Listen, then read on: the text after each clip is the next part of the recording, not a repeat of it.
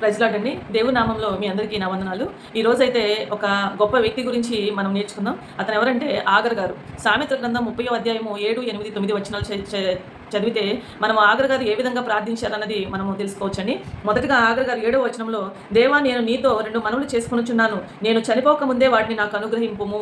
ఏమన్నారంటే, అయ్యా నేను నాకు 2 అయితే కోరికలు ఉన్నవి నాయన, ఆ కోరికలు అది కూడా నేను చనిపోక ముందే నాకు దయచేయి బాబు అని చెప్పేసి దేవుని పాదాలు పట్టుకొని ఆగరు గారు అడుగుచున్నారు. నెక్స్ట్ వచనంలో 8వ వచనంలో, వ్యర్థమైన వాటిని అబద్ధములను నాకు దూరముగా నుంచుము.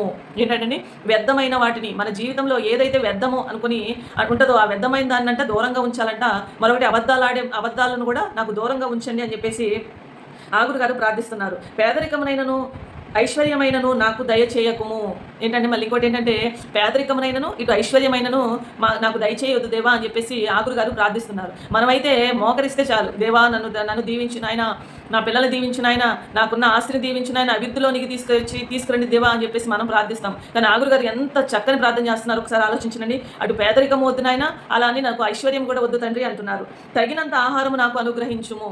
ఏంటంటే తగినంత ఆహారం, ఏ దినానికి సరిపడిన ఆహారము ఆ దినం మాత్రమే నాకు అనుగ్రహించండి దేవా అని చెప్పేసి ఆగురు గారు యెహోవా తండ్రికి మొరపెడుతున్నారు. 9వ వచనంలో, ఎక్కువైన ఎడల నేను కడుపు నిండిన వాడై నిన్ను విసర్జించి యెహోవా ఎవడని అందునేమో. ఒకవేళ ఐశ్వర్యము నేను ఎక్కువ సంపాదించుకుంటే, ఐశ్వర్యాన్ని తీసుకున్న గర్వంలో, ఐశ్వర్యం వచ్చిందనే గర్వంతో నేను యెహోవా ఎవరు, అసలు దేవుడు ఎవరు, నాకు ఐశ్వర్యం ఉంది కదా, నాకు ఆస్తి ఉంది కదా, నాకు ఇంత బలం ఉంది కదా, ఇంకా నాకు ఎవరు అవసరం లేదని నేను అంటానేమో నాయన అని ముందుగానే ఆగురు గారు ఏమంటున్నారంటే, నాకు ఆస్తి కూడా వద్దు నాయన అని చెప్పేసి అడుగుతున్నారు.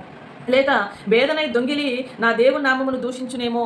మనం క్రైస్తవులుగా ఉండి ప్రార్థన చేస్తున్న వారు దొంగిలించామనుకోండి, ఏమంటారండి లోకస్తులు, వీడు పొద్దున్న లేస్తే ప్రార్థన చేస్తారు కానీ దొంగతనం చేశాడని చెప్పేసి దేవుని నామానికి అవమానకరంగా ఉంటారు. ఎవరైనా అంతే కదండి, ప్రార్థన చేస్తారు అబద్ధాలు ఆడుతున్నారు, లేదంటే దొంగతనాలు చేస్తున్నారు అని హిందువులు కానీ ఎవరైనా లోకస్తులు మనలంటే మనకు అవమానమా, లేదంటే దేవుని నామానికి అవమానమా? దేవుని నామానికి అవమానం. కాబట్టి ఆగురు గారు ఏమంటున్నారు వచ్చేసారని ఎంత చక్కని ప్రార్థన చేస్తున్నారు. అటు ఐశ్వర్యం వద్దు నాయన, అలా అని నాకు పేదరికం కూడా వద్దు, తగుమట్టికి ఏ దినానికి సరిపడిన ఆ దినం మాత్రమే నాకు అనుగ్రహించే దేవా అని చెప్పేసి ప్రార్థించారు. ఇంత గొప్ప ప్రార్థన నేను నేర్చుకోవాలని ఆ దేవాది దేవును ఈరోజు మీతో మాట్లాడటానికి నాకు అవకాశం ఇచ్చారండి. ఇట్టి ప్రార్థన మనందరం కలిసి చేయాలని నేను ప్రభు పేరట మిమ్మల్ని మనవి చేసుకుంటున్నానండి. అయితే ఈ వాక్యం మీకు నచ్చినట్టయితే నా కామెంట్ రూపంలో తెలియచేయండి. అంతేకాకుండా ఆగురు గారు అనే పేరు బైబిల్లో సామెత గ్రంథంలో తప్ప ఇంకెక్కడైనా మీరు ఏమైనా చూస్తుంటే కనుక నా కామెంట్ రూపంలో తెలియచేయండి. ఛానల్ని లైక్ చేయండి, సబ్స్క్రైబ్ చేయండి, షేర్ చేయండి. ఏమైనా ప్రార్థన అవసరాలు ఉంటే స్క్రీన్ పైన ఒక నెంబర్ ఇస్తానండి. ఆ నెంబర్కి మా ఆత్మీయ తండ్రి పాస్టర్ సిహెచ్ శాలిం రాజు గారు అయ్యగారికి ప్రార్థన చేసి మీ యొక్క ప్రార్థన అవసరాలు ఏమైనా ఉంటే చెప్పగలరని నేను ఆశిస్తున్నాను. Praise lord.